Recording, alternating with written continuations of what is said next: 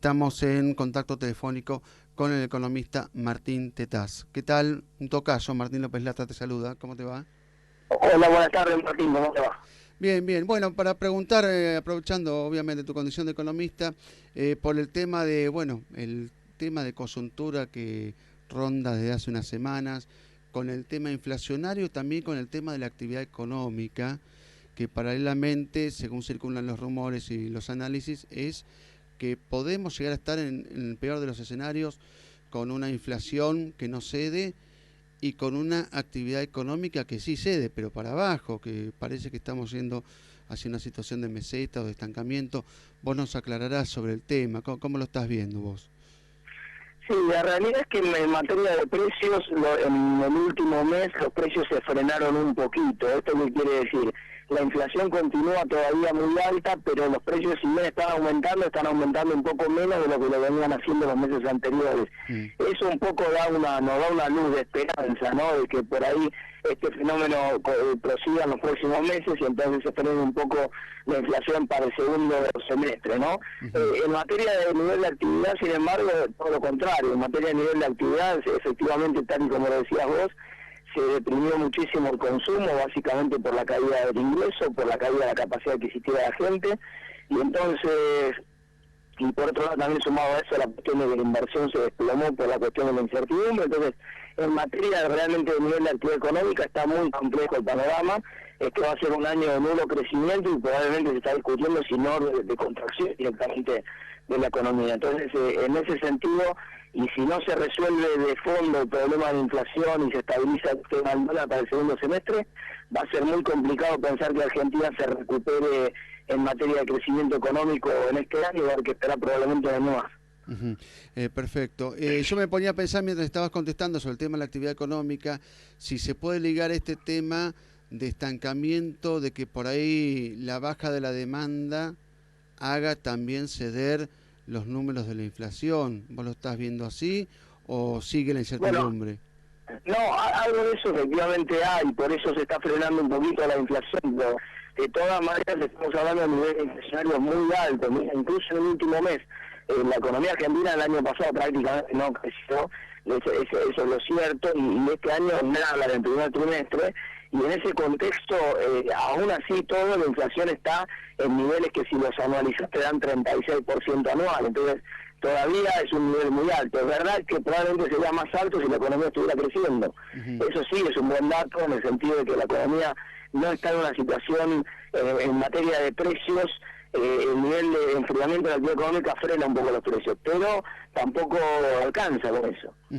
Bueno, y esto lo podemos ligar a la vez con un libro que está dando mucho que hablar, que es de tu autoría. Martín Tetaz ha hecho el libro, ha editado el libro Psychonomics, lo ha escrito, mejor dicho. La economía está en tu mente, digamos. ¿Esto a qué va? Al tema de el ciudadano, pero por sobre todas las cosas consumidor, con todas las debilidades y miserias que tiene el ser humano, ¿no? Del tema de ser regateador hasta ser un poquito prudente, hasta, no sé, en algunos momentos arriesgar. ¿Qué vinculación has tratado de establecer, ¿no?, entre la psicología y lo que pueden ser los principios de las leyes de la economía de mercado, por ejemplo?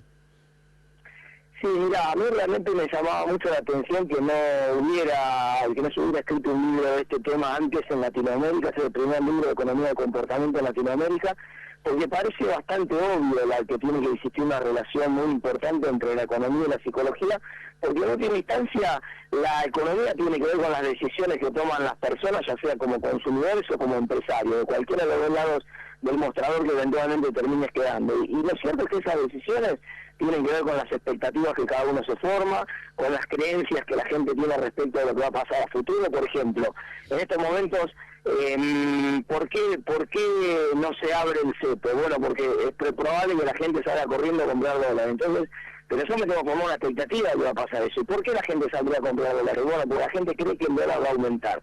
¿Y por qué están aumentando los precios de la economía? Porque la gente remarca creyendo que va a haber más aumento del dólar, creyendo que van a aumentar los precios.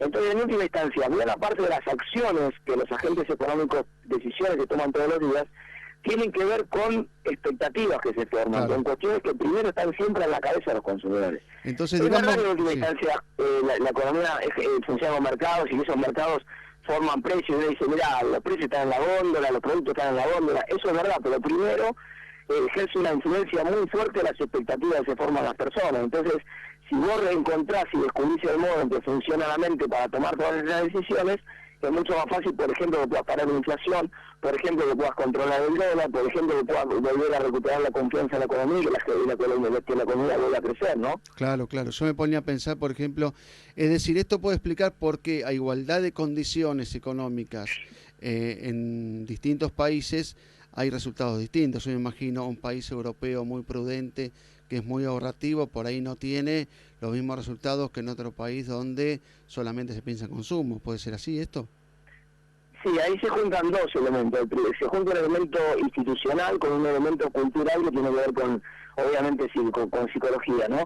El aspecto institucional es el aspecto de regla de juego de largo plazo, algunas de las cuales están escritas, pero muchas otras no, que no tienen tanto que ver con la psicología de las personas. Ahora, después se junta efectivamente una cuestión de comportamiento, no se comporta igual, por ejemplo, en materia de ahorro, por mencionar un caso. Bueno, buena parte de los países europeos, típicamente los países más del norte, Alemania y todos los países nórdicos, son países que en general ahorran mucho. En cambio, los países más del sur de Europa y los latinoamericanos, por ejemplo Italia, estoy pensando, y el resto de Latinoamérica son países que ahorran muy poco. ¿Y eso por qué pasa? Y bueno, eso pasa por cómo se forma la idea de cómo es el futuro en cada uno de esos dos países. Vos para ahorrar tenés que postergar consumo, entonces tenés que pensar que vas a tener un premio por esa conducta. Claro, claro. Entonces ese premio te lo tenés que representar mentalmente de alguna manera antes de tomar la decisión. Te tenés que imaginar lo que vas a hacer con esa plata además que vas a tener a futuro. Y eso es muy distinto en un país y en otro, muy distinto en los países latinoamericanos y en Italia dentro de Europa, y es muy distinto cómo se representa mentalmente en los países nórdicos.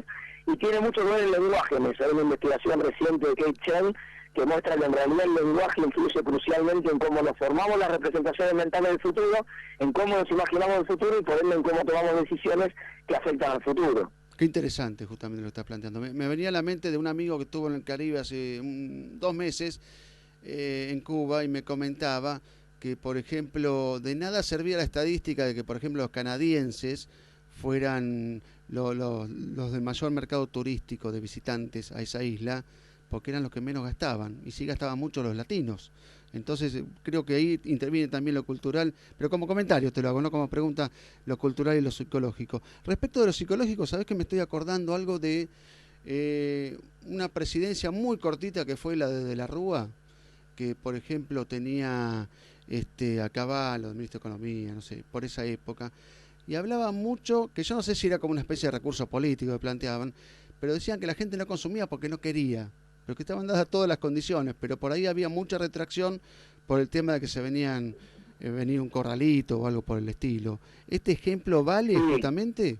Sí, claro, porque y esto tiene mucho que ver con lo que está empezando a pasar ahora también en Argentina, porque realmente si vos tenés expectativas negativas a futuro, mira, te pongo el caso actual de ahora, yo creo que la gente tiene expectativa de que la inflación va a ser 37% en los próximos 12 meses, eso es lo que dijo la última encuesta de la Universidad de Itela, y las paritarias van a ser en total entre 25 y 30 en la mayor parte de los sectores, o sea que eso ya genera una expectativa de que el ingreso real va a crecer un poco, nada, o en todo caso va a caer en los próximos meses. Entonces, si yo veo el problema de la contracción económica y creo que puede haber problemas con el empleo también, bueno, entonces no voy a tomar ninguna decisión de consumo importante, freno la decisión de consumo, freno la decisión de inversión, y obviamente eso es perjudicial, porque si todos dejamos de consumir, eventualmente la recesión obviamente llega, ¿no? Como una profecía autocumplida la que pasa. Y la crisis del fin de los 90 fue una crisis exactamente por esas condiciones, la crisis keynesiana, donde cayó fuerte el consumo, y cayó fuerte el consumo no porque la gente no tuviera recursos para consumir, porque prueba de ello es que el corralito dejó a la gente colgada con un montón de ahorros, sino que en realidad la gente no quería consumir porque tenía miedo de lo que venía después, ¿no? Entonces, eso te muestra también cómo las expectativas de lo que va a pasar a futuro condicionan lo que yo termino haciendo hoy. Perfecto. Martín Tetaz, economista, brillante la clase, justamente muy didáctica, autor del libro Psychonomics, a ver, espero haberlo pronunciado bien, disculpas, la economía está en tu mente. Bueno, espero en algún momento poder entablar nuevamente este contacto. Te agradezco esta charla. Bueno, muchas gracias, gente. Hasta luego. Chao, chao. Bueno, Martín Tetaz, entonces economista y también colega, porque es columnista de muchos diarios, donde explica tan didácticamente como ahora justamente cómo son los procesos actuales de la economía.